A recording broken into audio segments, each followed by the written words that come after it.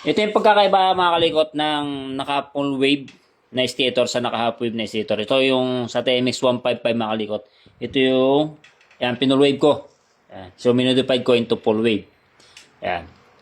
So ito, stock. Naka half wave pa yan mga kalikot. So papakita ko lang sa inyo yung pagkakaiba. Okay? So mapapansin nyo rito, itong yellow wire, nandiyan pa yan. No?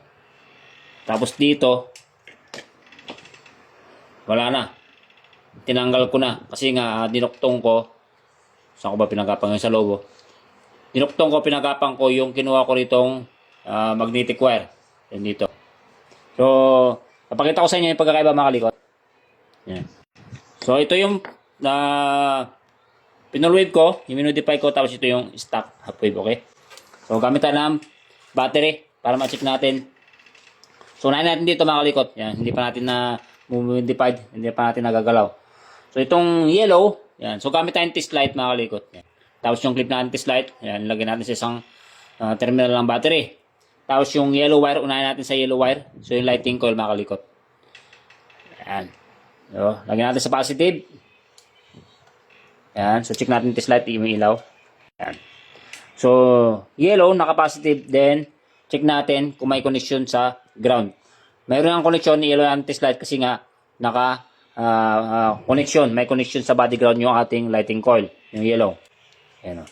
Sa emitter part ng ating stator. Ayan, stator assembly. Stator plate. Dito. Ayan. Same time, dito may connection din yan, dito sa may pink wire. Ito, pink wire. Kasi nga yung pink wire, nakakonect din yan sa, may connection din yan sa ground, body ground. Ayan, check natin. Ayan. Okay. Next natin ulit yung pink wire.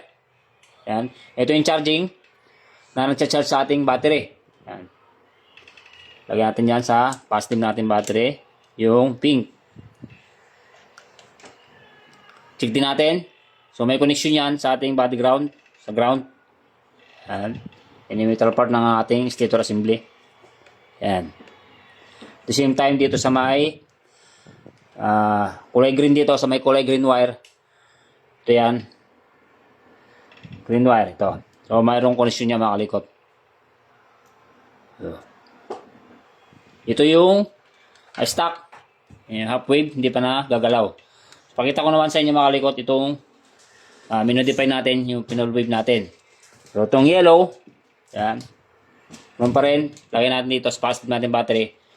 So, wala nang connection yan mga kalikot.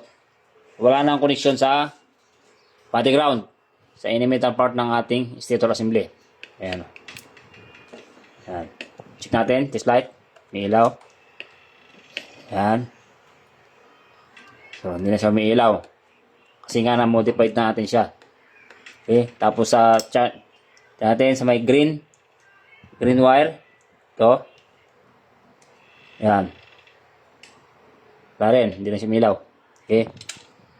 Check natin yung pink wire. Ito. So, hindi rin ilaw yung test light kasi nga wala rin connection ito sa ground. Check natin.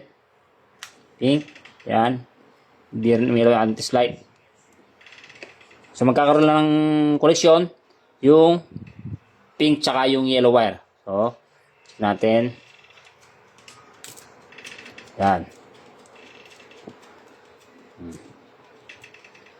So, ganun yung pagkakaiba mga kalikot nung na-convert natin full wave dito sa stock. Okay?